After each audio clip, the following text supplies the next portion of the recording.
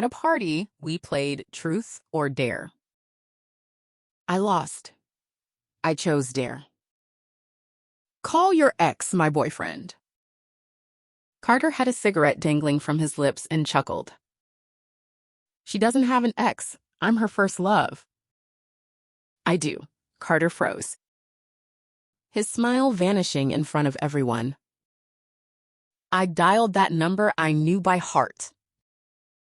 Half an hour later, the aloof and legendary Liam Sterling pushed open the door to the private room and beckoned to me. Wendy, come here. Carter took me to a gathering with his friends.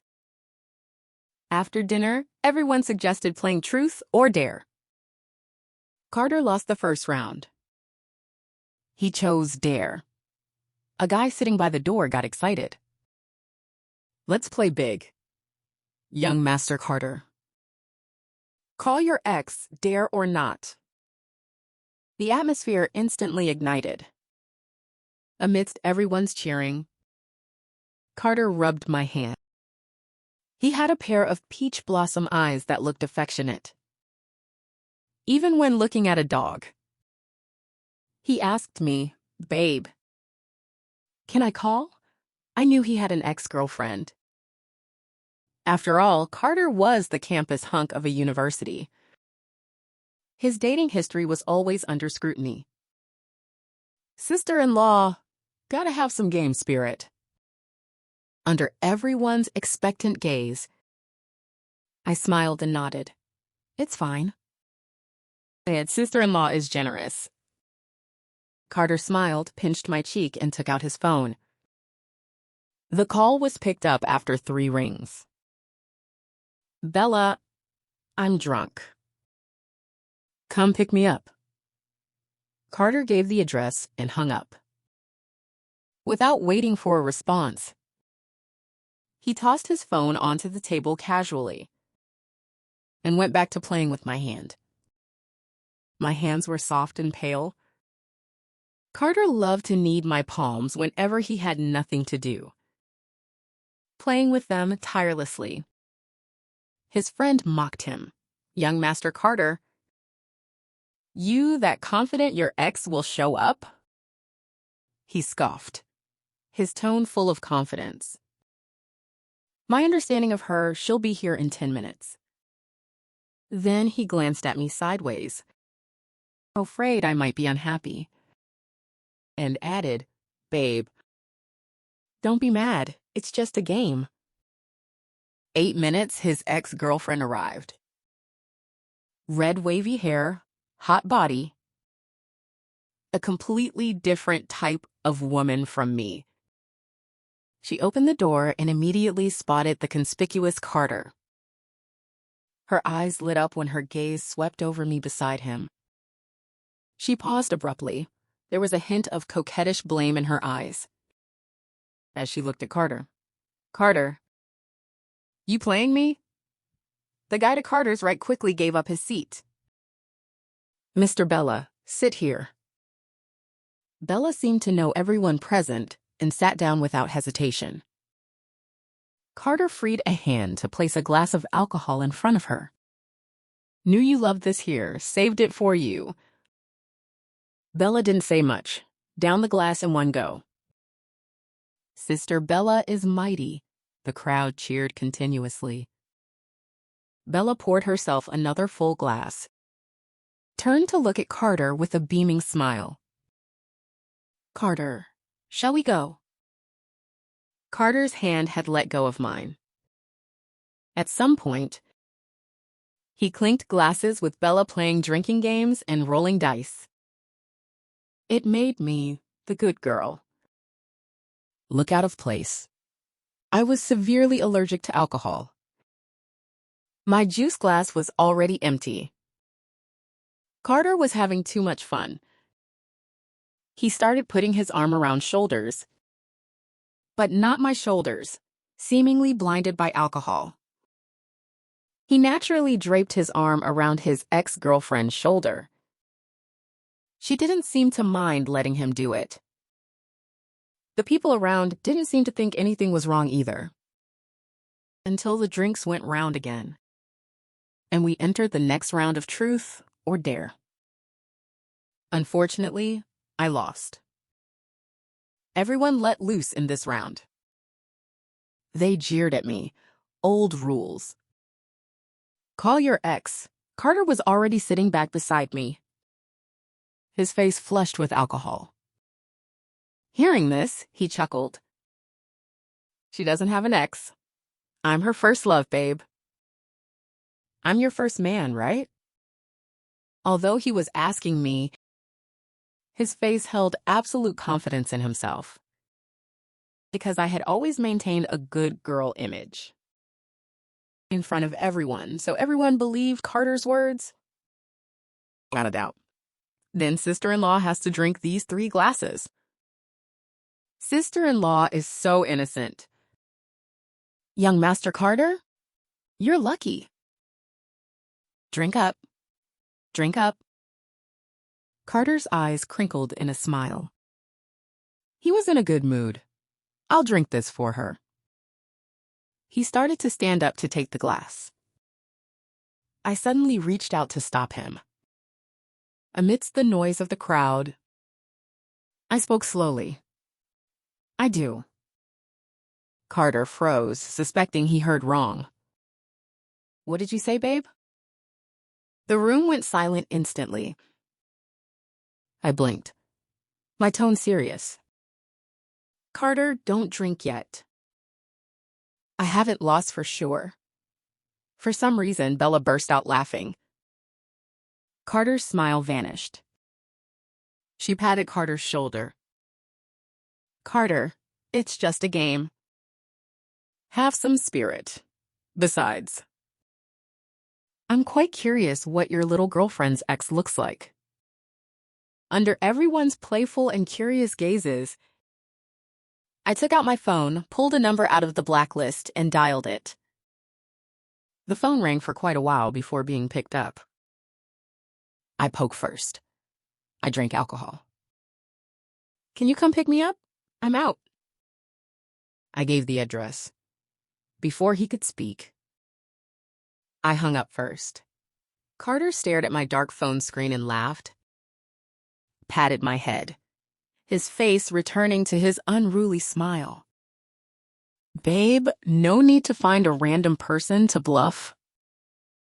Not having an ex isn't embarrassing. I'll drink this for you.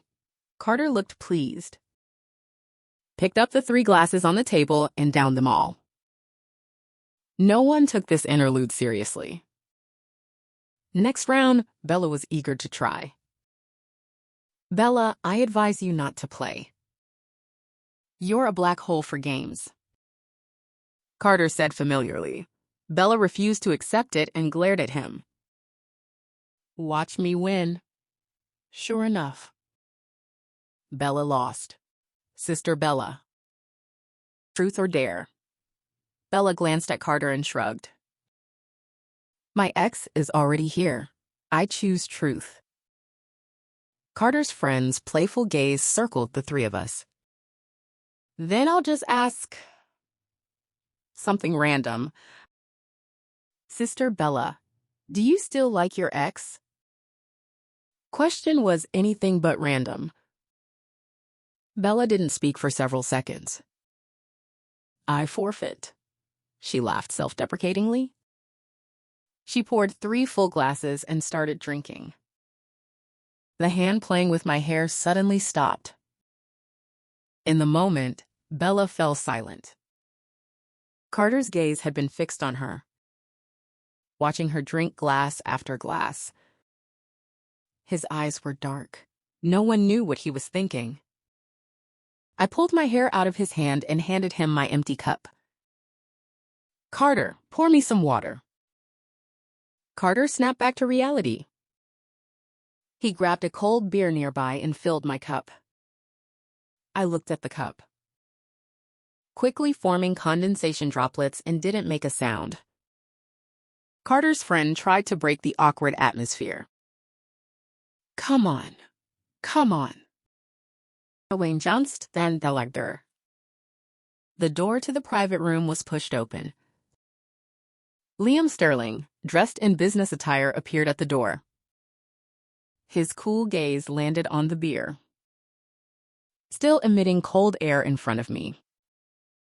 Liam's face was stern, under the surprised or confused gazes of everyone present. He looked at me calmly and beckoned, "Wendy, come here." Liam's arrival shocked everyone. Basically, everyone at a university had heard of his fame. Liam was a legend at a university. Superior background, top-tier IQ and EQ. He founded his own tech company right after graduation. In just 2 years, the company's market value broke $100 million. His net worth rose with the tide, becoming a new tech tycoon. In the business world, you could say he was the idol of the junior boys, the ideal partner for the junior girls. Even though he had graduated 2 years ago, the legends about him in school never faded. Every freshman would be educated by seniors about his legend. There was a topic on the school forum: who do you want to date most in school? Liam's name still topped the list. Even Carter, known as the campus hunk for his looks, could only settle for second place. But Liam was rarely on campus during his studies, so no one could verify the truth about his love life. Now that he suddenly appeared at the door, no one recovered except Carter. Connecting it to the call I just made, he suddenly wrapped his arm around my shoulder, possessively looking at Liam. He asked coldly, "Who did you say you're looking for?" Liam's gaze lingered on my shoulder for a second, before returning to my face. "Wendy, come here." Although there were no actual weapons, the air was filled with tension. I wanted to go back, so I picked up my bag to stand up, but I couldn't move. Carter wouldn't let me up. I turned to look at him. "Carter, I want to go back." Carter's handsome face radiated a chill. He gritted his teeth and asked me word by word, "Babe, you really have an ex?" I found his anger quite baffling. He has an ex? I have an ex? Isn't this normal? Who made the rule that he has to be my first love? Carter, you're a sore loser. I swear. My voice was very soft and gentle, just stating a fact plainly. But Carter suddenly acted like a cat stepped on his tail. He pushed me away, looking exasperated. "Yes, I'm a sore loser." "Then go. If you leave, don't come back." Knowing Carter for 6 months, dating for 3, this was the first time I found Carter so emotionally unstable. His extreme reaction puzzled me. I took a step back and waved at him. "Then I'm leaving. Bye." Just as I was leaving the room, a crisp sound of a shattering glass came from behind, along with Bella's scream. "Carter, your hand." I wanted to look back, but was blocked by Liam's tall figure. He turned my head forward, his tone flat. "Watch where you're going."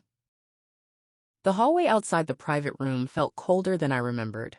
Or maybe it was just the contrast from the suffocating heat inside, where cigarette smoke had hung like a low cloud and the alcohol fumes had burned my throat with every breath.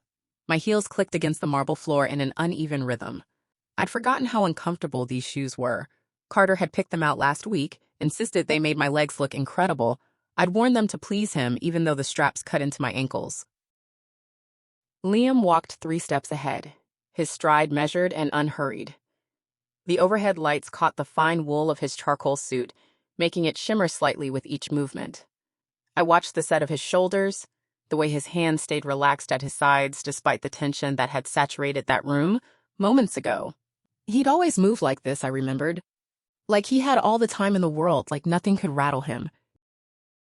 "Your coat," he said without turning around.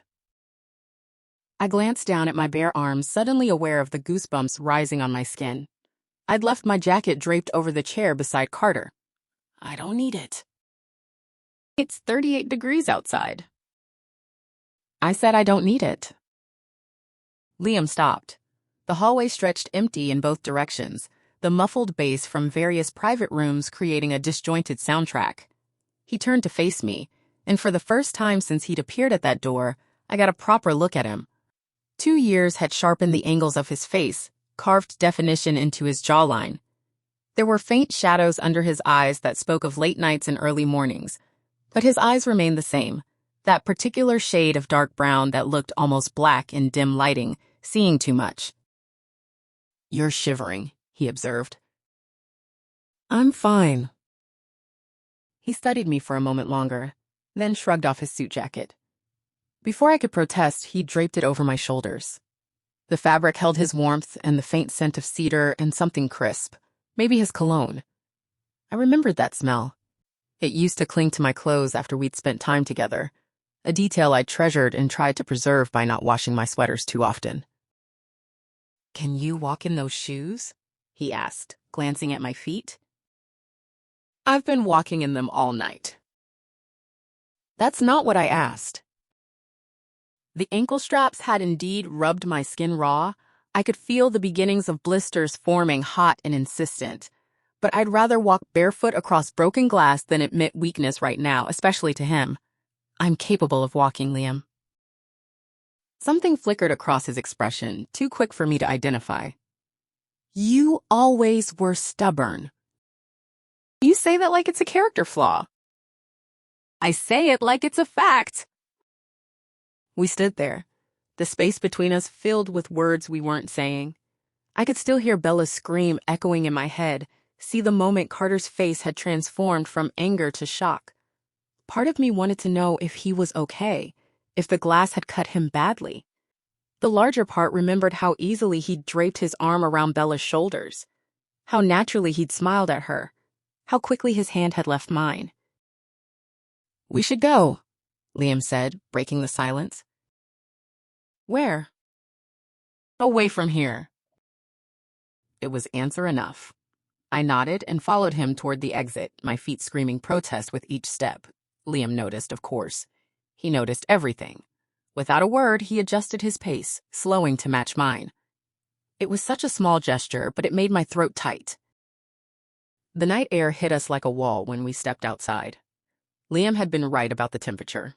January in this city was merciless, the kind of cold that found every gap in your clothing and settled into your bones. I pulled his jacket tighter around myself, grateful for its weight.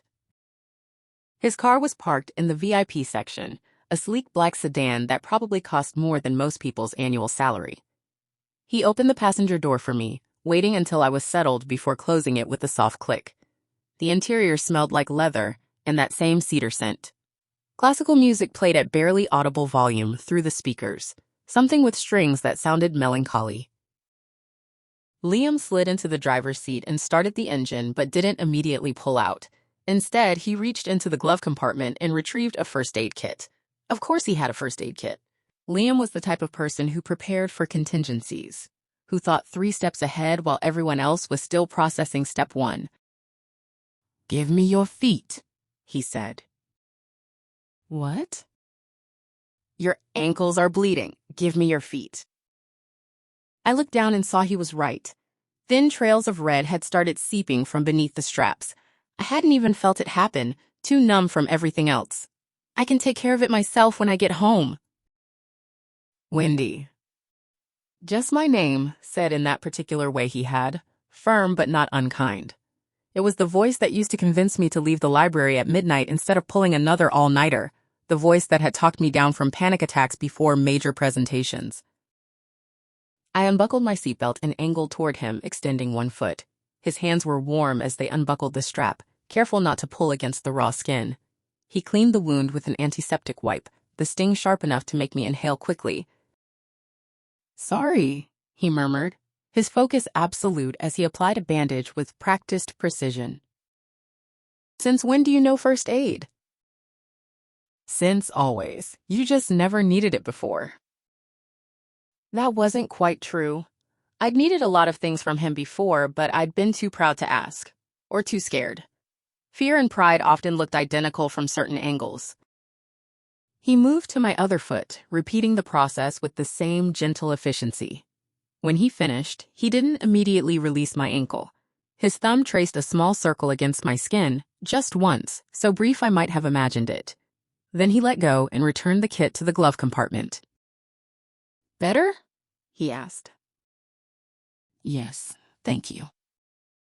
He finally pulled out of the parking space, merging into late-night traffic with smooth expertise. The city passed by the windows in streaks of neon and shadow. I watched people on sidewalks, couples walking close together, groups of friends stumbling out of bars with their arms linked. Everyone seemed to know exactly where they belonged. "You didn't have to come," I said, breaking the silence that had settled between us. "You called." "You could have ignored it." I couldn't. 2 words, simple and devastating in their honesty.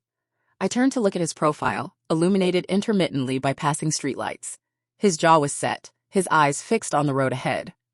Liam had always driven like he did everything else, with complete control and unwavering focus. "Why not?" I pressed, though part of me knew I shouldn't. Part of me knew this conversation could only lead to places I wasn't ready to go. His hands tightened slightly on the steering wheel, knuckles pressing white against tan skin. "Because it's you." The words settled between us, heavy with implication. I looked away, watching the city blur into abstraction. "Because it's you." As if that explained everything. As if 2 years, and all the silence between them, could be erased with 3 words. "Where are we going?" I asked instead of addressing what he'd said. "Where do you want to go?" "I don't know." "Your apartment?" The thought of going back to the place I shared with Carter, seeing his things scattered around, smelling his cologne on the pillows, made my stomach turn. "No, not there." Liam nodded once, unsurprised. He took the next turn with decisive purpose, heading toward the Riverside district where old warehouse buildings had been converted into upscale lofts and trendy cafes. This part of the city was quieter at night, gentrified enough to feel safe, but not so polished that it had lost all character. He parked outside a building I recognized, the renovated factory that housed his company's headquarters, the place where he'd built his empire from nothing but an idea and relentless determination. The ground floor held a coffee shop that stayed open 24 hours, catering to his employees' irregular schedules. "Coffee?" he offered. "At this hour? You used to drink it at all hours." "That was when I was trying to survive finals, not when I trailed off, unsure how to finish that sentence. Just left my boyfriend at a party? Just called my ex to rescue me? Just made a spectacular mess of everything?" "Decaf then," Liam said, already opening his door. The coffee shop was nearly empty, just a few students hunched over laptops in the corner and a tired-looking barista reading behind the counter. She brightened when she saw Liam, clearly recognizing her boss. "Mr. Sterling, working late again?" "Something like that. Sarah, this is Wendy. Could you make her your best decaf, something warm and comforting?" Sarah's gaze flicked to me with open curiosity, taking in my dress, Liam's jacket around my shoulders, my bandaged ankles. Her smile turned knowing. "Of course. And for you?" "The usual." We settled at a table by the window overlooking the river. The water moved in dark currents, reflecting the lights from the opposite bank in wavering columns. Liam sat across from me, and in the warm glow of the cafe's Edison bulbs, I could see the exhaustion I'd noticed earlier etched more clearly across his features. "You look tired," I said. "Product launch next week. Haven't slept much." "You never slept much, even without product launches." A ghost of a smile touched his lips. "True." Sarah brought our drinks. Mine was a latte with intricate foam art, a swan floating in caramel-colored milk. Liam's was black coffee, no sugar, no cream, the way he'd always taken it. I wrapped my hands around the cup, letting the warmth seep into my fingers. "How have you been?" Liam asked after Sarah had retreated. That's a loaded question. It's a simple one. Nothing about tonight is simple. He inclined his head, conceding the point. Then let me be more specific. How have you been in the 3 months you've been dating Carter? The directness was so quintessentially Liam that I almost laughed. No dancing around topics, no subtle probing, just straight to the heart of things. How did you know it was 3 months? I know things. That's vague and mildly creepy. Would you prefer I'd been stalking your social media? Have you been? No, but mutual acquaintances talk. I took a sip of my latte. It was perfect, the kind of coffee that made you understand why people became snobs about such things. Carter is fun, spontaneous. He makes me laugh. Those are things he does, not how you feel. I set my cup down carefully. Why does it matter how I feel? Because you called me. We were back to that. The call. The moment when everything had shifted. When the careful distance I'd maintained for 2 years had collapsed like a house of cards. I'd moved his number from my contacts to my blocked list 6 months after we'd ended things, telling myself it was the healthy choice, the mature decision. But I'd never deleted it. I'd never forgotten those digits, the specific rhythm they made when dialed. It was just a game, I said weakly. Was it? His eyes held mine, and I couldn't look away. This was the problem with Liam. He saw through all my defenses, all my carefully constructed facades. With Carter, I could be whoever I pretended to be. He believed the version of me I presented, never questioned the gaps in my stories or the inconsistencies in my behavior. But Liam had always known me too well, had always seen past the performance to the person underneath. He had his ex there, I said finally. Bella. He called her like it was nothing, and she came running like a trained dog. And then he just forgot about me, put his arm around her, played drinking games, saved her favorite alcohol like I wasn't even there. So you called me to make him jealous? No, I called you because I stopped searching for words that wouldn't reveal too much. Because when they said to call my ex, you were the only person I could think of, the only one who mattered enough to call. Something shifted in Liam's expression. The careful neutrality he'd maintained cracked slightly, revealing something raw underneath. Wendy? Don't, I interrupted. Don't say whatever you're about to say. Not tonight. Tonight has already been too much. He leaned back in his chair, studying me with an intensity that made me feel transparent. What do you want from me? I don't know. Yes, you do.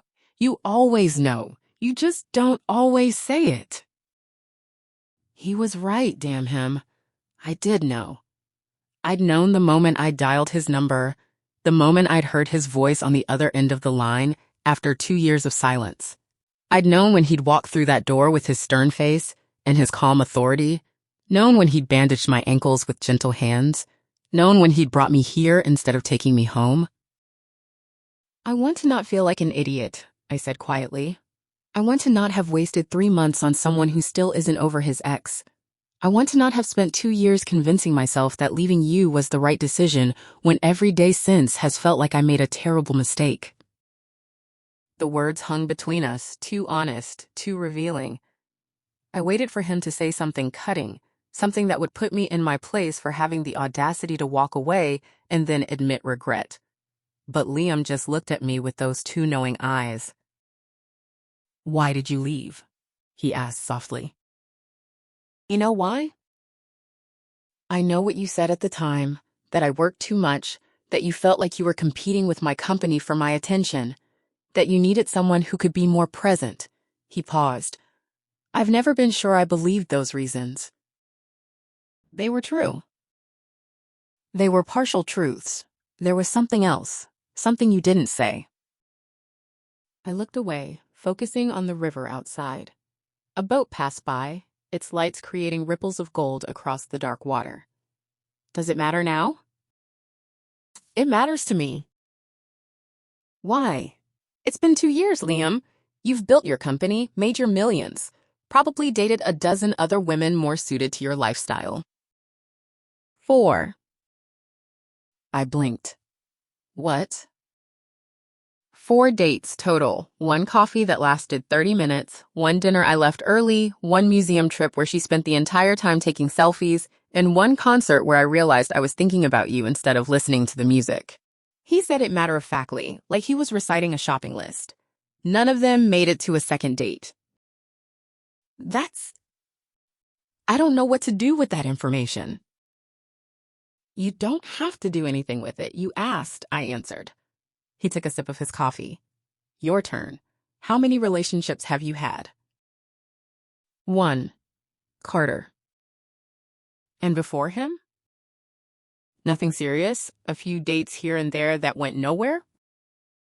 Because they weren't me. The arrogance of the statement should have annoyed me, but it was delivered without ego, just simple observation. And it was true, which made it worse. None of them had been Liam, with his quiet intensity and his rare smiles that felt like rewards. None of them had understood me the way he did, had challenged me the way he did, had made me feel simultaneously safe and alive. You're very confident, I said, instead of confirming his statement. I'm very observant. There's a difference. My phone buzzed on the table between us. Carter's name flashed across the screen, followed by a message preview. Babe, where are you? We need to talk. I'm sorry. Please come back. I stared at it, feeling nothing. No anger, no longing, no desire to respond. Just a vague sense of exhaustion at the thought of that conversation, of explaining myself to someone who would never truly understand. Are you going to answer him? Liam asked. Not tonight. But eventually? I don't know. I picked up my phone, turned it face down. Everything feels messy right now. Life is messy. People who claim otherwise are either lying or delusional. Spoken like someone whose office probably has color-coded filing systems. That earned me a real smile, small but genuine. My filing systems are actually quite chaotic. Ask my assistant. She despairs of me regularly. I find that hard to believe. It's true. I can code a complex algorithm, but I can't keep track of my own schedule. I once showed up to a board meeting 24 hours early because I'd written down the wrong day.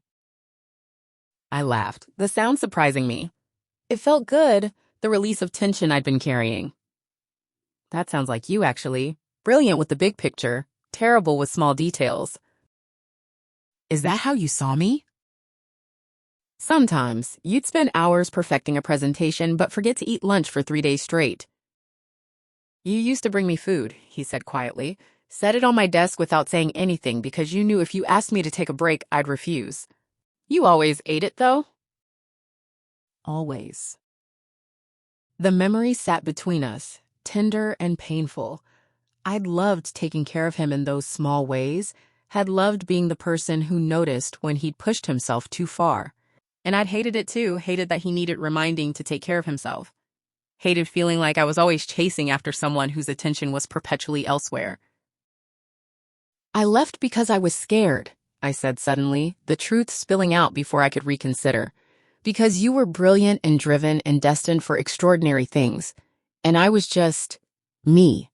Regular, unremarkable me. And I kept thinking that one day you'd wake up and realize you'd settled, that you could have anyone you wanted. Someone more accomplished or sophisticated or interesting. Liam set his coffee down with deliberate care. That's the stupidest thing I've ever heard, and I've sat through pitches from people who thought they could revolutionize the industry with an app that rates your breakfast cereal. Despite everything, I laughed. You're not supposed to call me stupid when I'm being vulnerable. I didn't call you stupid. I called your reasoning stupid. There's a difference. He leaned forward, his gaze intense. Wendy, you were never unremarkable. You were the person who saw solutions I couldn't see, who reminded me why I was building anything in the first place. You made me want to come home at night instead of sleeping at the office. You made everything matter more. Past tense, I noted, my voice barely above a whisper. Grammatical convenience, not emotional accuracy. My breath caught. Liam. You want honesty? Here it is. I never stopped loving you. Not when you left, not in the 2 years since, not tonight when I saw Carter's arm around your shoulder like he had any right to touch you. His voice remained calm, controlled, but his hands had formed fists on the table. I told myself I'd move on, that I'd find someone else, that what we had was just timing and circumstance. But then you called and I was in my office reviewing quarterly reports, and I heard your voice, and nothing else mattered. Not the meeting I was supposed to attend in 10 minutes. Not the deals I'd been negotiating for weeks. Nothing. Just getting to you. I couldn't breathe. The cafe suddenly felt too small, too warm despite the winter cold outside. You can't just say things like that. Why not? Because I'm still technically in a relationship. Because this is all happening too fast. Because I don't know how to process any of this. Then don't process it. Just feel it. I'm not good at that. I need to think things through, make rational decisions. How did that work out with Carter? The question landed like a slap, not cruel, but effective. I thought my way into that relationship, convinced myself it made sense. Carter was age-appropriate, social, fun. Dating him had felt like the kind of normal I was supposed to want, but I'd never loved him, not really. I'd loved the idea of him, the easy simplicity he represented. Point taken, I conceded. I'm not asking you to make any decisions tonight, Liam continued. I'm not asking you to leave him or come back to me or anything else. I'm just telling you the truth. What you do with that truth is your choice. And if I choose wrong? Then you choose wrong. But at least you'll have chosen with all the information. It was so perfectly Liam, that response. No pressure, no manipulation, just presenting the facts and trusting me to draw my own conclusions. Carter would have pressed, would have demanded immediate answers, would have made it about his feelings and his needs. But Liam simply waited, patient as always. My phone buzzed again. Another message from Carter. Please, Wendy, I know I messed up. Just talk to me. And then another from Bella. Hey, it's Bella. Got your number from Carter's phone. Look, I'm sorry about tonight. I didn't know he was going to call me. If I'd known you two were serious, I would have stayed away. He's a good guy, just confused. Give him a chance to explain. I showed the messages to Liam. She's apologizing for him. That's a red flag, right? Usually indicates he's made a habit of it.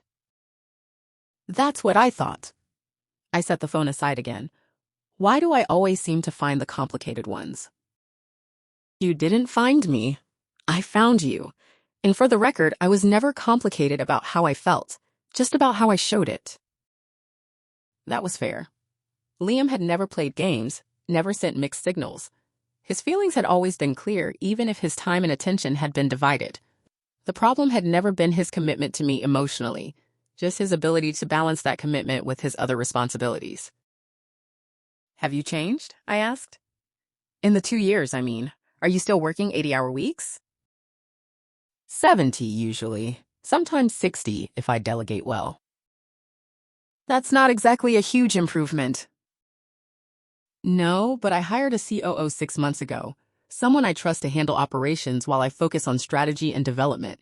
It means I can actually take weekends sometimes, can turn my phone off after midnight. He paused. I learned that I can't build anything meaningful if I burn out.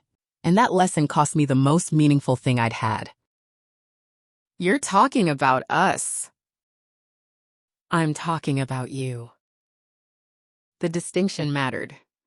Not us as an abstract concept, but me as a specific person. Me with my tendency to overthink and my terrible taste in shoes and my habit of leaving sticky notes with random observations on mirrors and refrigerators. Me not just as half of a relationship, but as myself. I don't know if I can do this again, I admitted.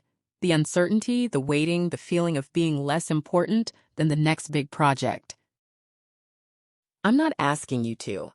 I'm asking you to let me try differently, to let me show you that I learned something." He reached across the table, his hand open, palm up.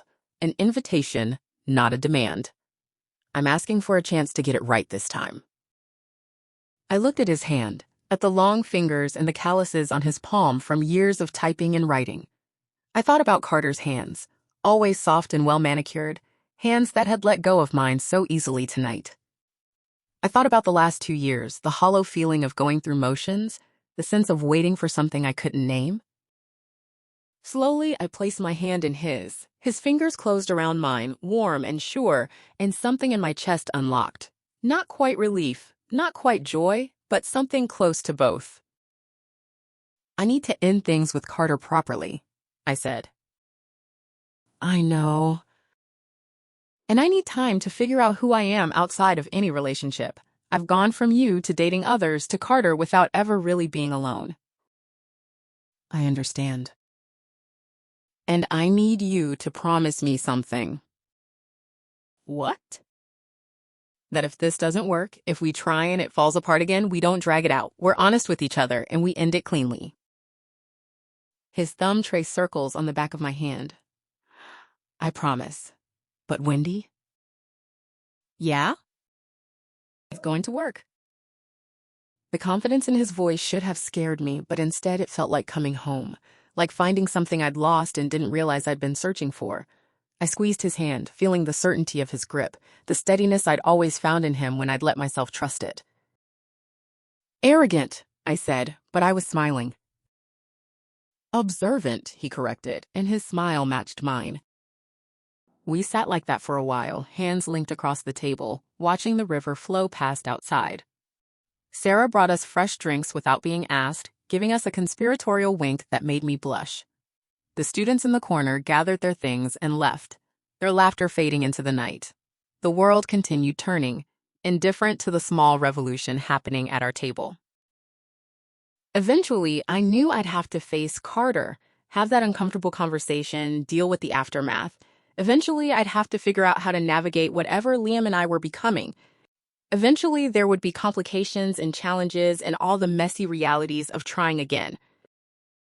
But for now, in this moment, I let myself just be. Wendy, who had made mistakes and learned from them. Wendy, who had walked away and found her way back. Wendy, who was holding hands with Liam Sterling in a coffee shop at midnight, choosing hope over fear. "Take me home?" I asked quietly. "Your place or mine?" "Yours. I don't want to be anywhere. Carter might show up tonight." Liam nodded and stood, his hand still clasping mine. He left cash on the table, far more than the drinks cost, and guided me toward the door. The winter air hit us again, but this time I was prepared, wrapped in his jacket and his presence. The drive to his place was quiet, comfortable. His apartment was in one of the new high-rises downtown, all floor-to-ceiling windows and modern minimalism.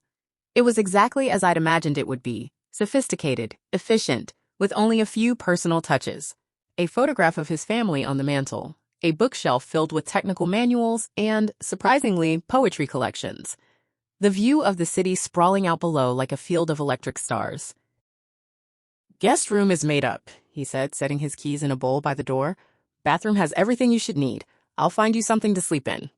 He disappeared down the hallway while I stood in the living room, taking in the space that represented who he'd become in our time apart. Successful, certainly. But also, I noticed, lonely. There were no signs of anyone else's presence. No extra toothbrush in the bathroom holder I could see through the open door. No photos of friends or dates or anyone who might have tried to fill the space I'd left. Liam returned with a t-shirt and sweats. "These will be too big, but they're comfortable." "Thank you." I changed in the guest room, a space as impersonal as a hotel. The clothes swallowed me, the shirt hanging to my knees, but they were soft and smelled like his detergent. When I emerged, Liam had changed too, trading his business attire for a plain t-shirt and lounge pants. He looked younger this way, more like the man I'd known before success had layered additional gravity onto his shoulders. "Water?" he offered, holding up a glass. "Please." We sat on his couch, the city lights creating patterns across the floor. Neither of us seemed to know quite what to say. the enormity of the evening finally catching up to us. My phone was mercifully silent, either because Carter had given up or because he'd passed out.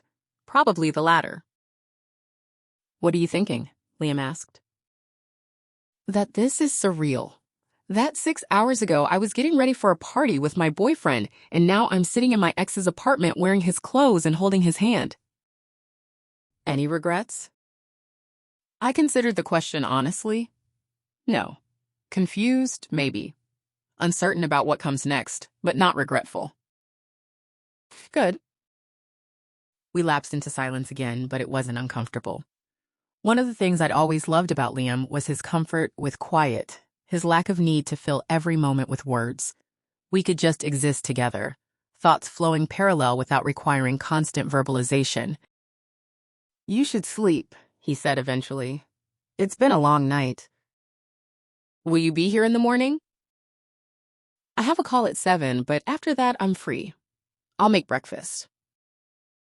"You don't cook." "I've learned. Scrambled eggs, at least. Possibly pancakes if you're willing to risk food poisoning."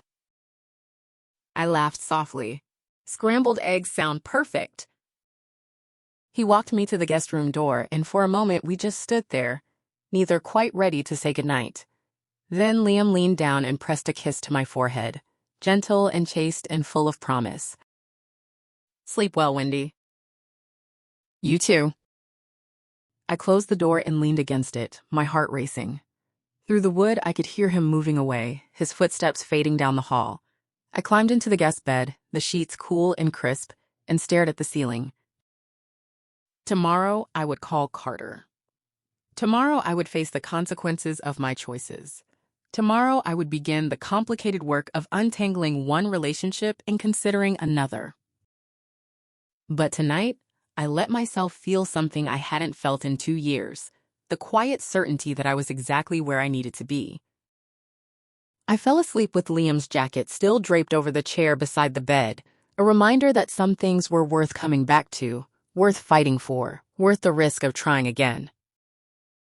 Morning came with pale winter sunlight filtering through unfamiliar curtains. For a disoriented moment, I forgot where I was. Then the events of the previous night rushed back. The party, Carter's hand leaving mine, Liam appearing at the door like an answer to a question I hadn't known I was asking. I found my phone on the nightstand. 7:30 a.m. Multiple notifications waited. A digital record of last night's fallout. Messages from Carter, ranging from apologetic to angry to pleading. Missed calls from numbers I didn't recognize. A text from Bella that simply said, "He's a mess, but I think you made the right call." That last one surprised me.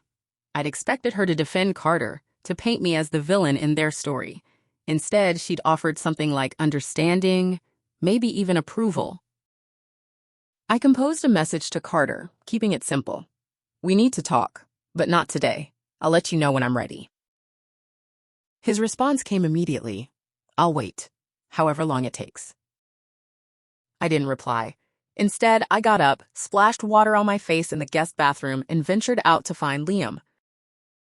He was in the kitchen, standing at the stove, with a concentration that suggested scrambled eggs were serious business. He'd put on glasses, something I'd forgotten he did in the mornings before his eyes adjusted.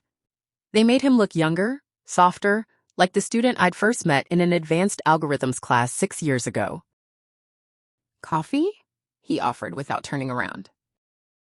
"You heard me?" "You have a distinctive walk. Light on your heels." I poured myself a cup from the French press on the counter, added cream from the fridge. Everything in his kitchen was organized with the same efficiency as his code, everything in its logical place. Some things never changed. "Sleep okay?" he asked, dividing eggs onto 2 plates. "Better than I expected." We ate at his dining table, another wall of windows showing the city waking up below.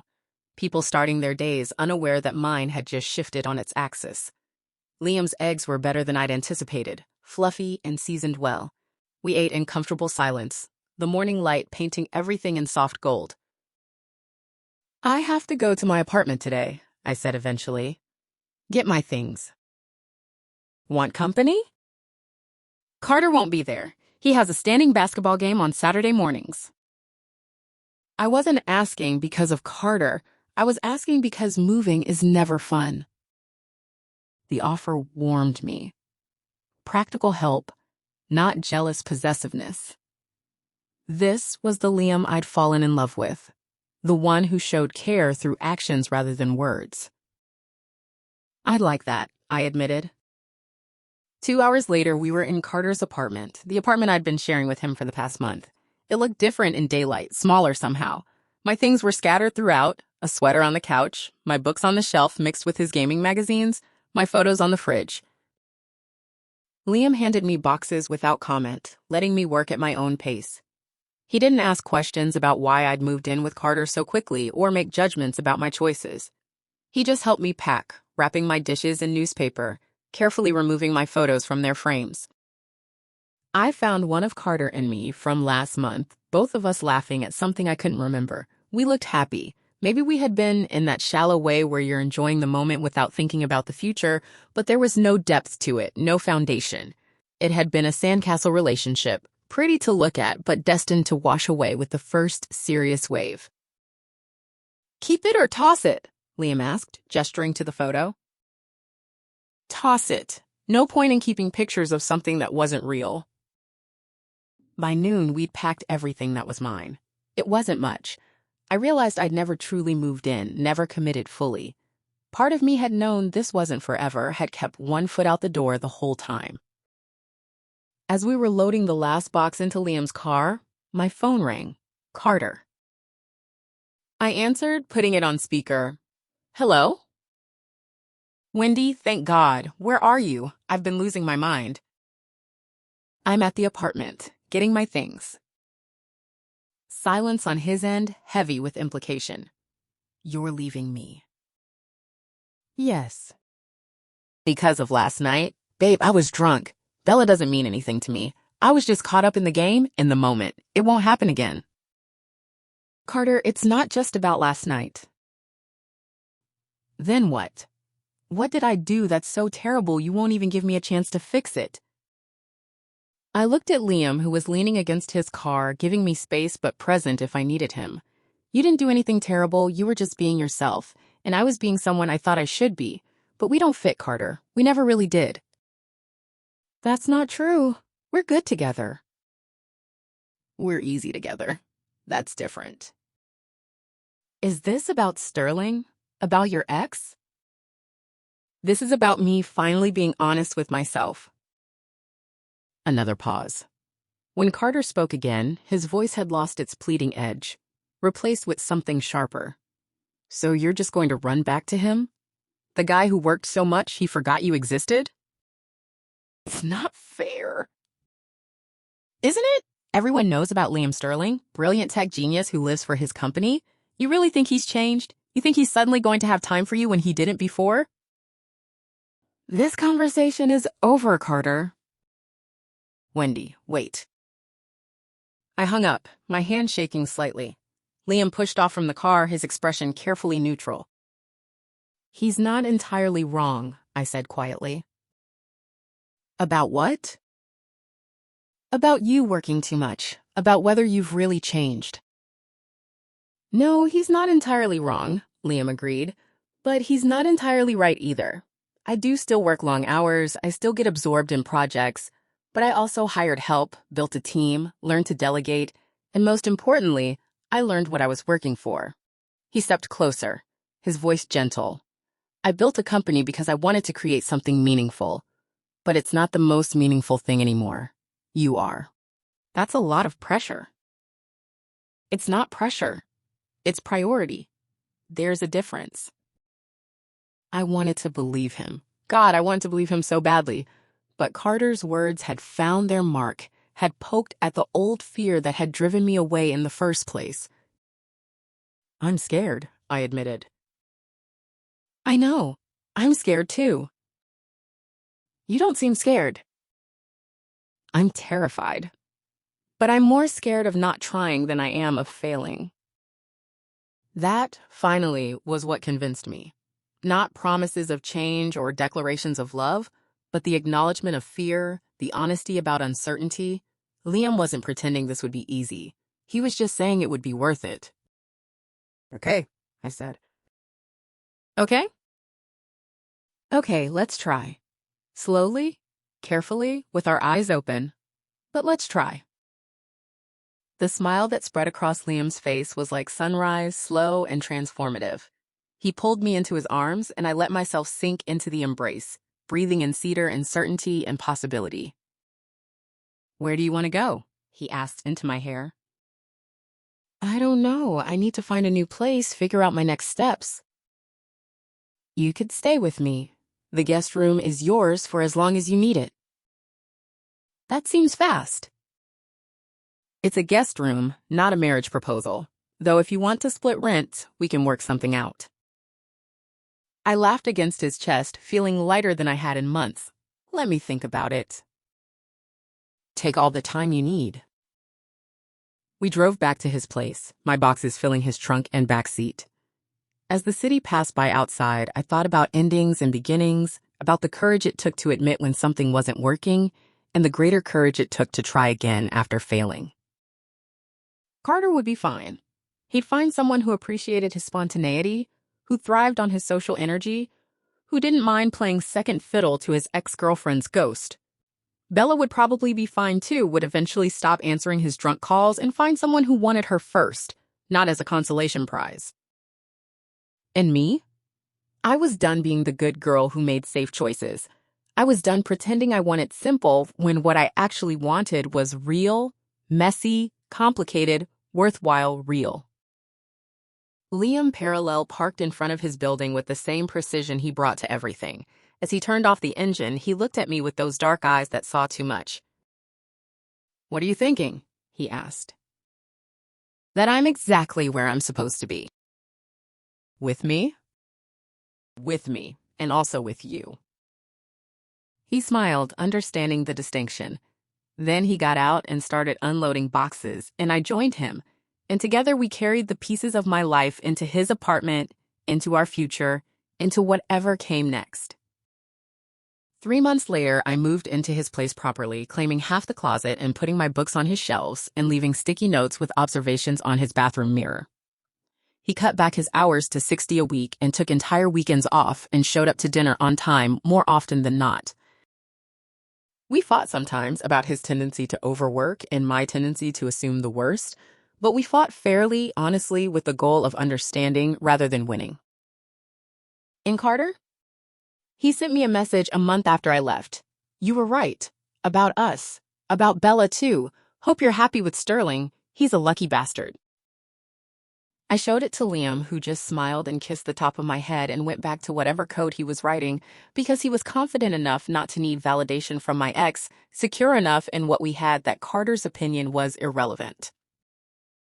6 months after that night at the party, Liam took me back to that same coffee shop where Sarah had made me the perfect latte. We sat at the same table by the window, watching the river flow past. I love you, he said, simple and direct. I love you too, I replied, equally simple, equally true. And that was it. No grand gesture, no dramatic declaration. Just two people who had found their way back to each other, who had learned from their mistakes, who had chosen to try again despite fear and uncertainty and all the very good reasons not to. Sometimes the happy ending isn't about finding the perfect person. It's about being brave enough to grow with an imperfect one, to build something real from the broken pieces of what came before. I reached across the table and took Liam's hand, feeling the familiar.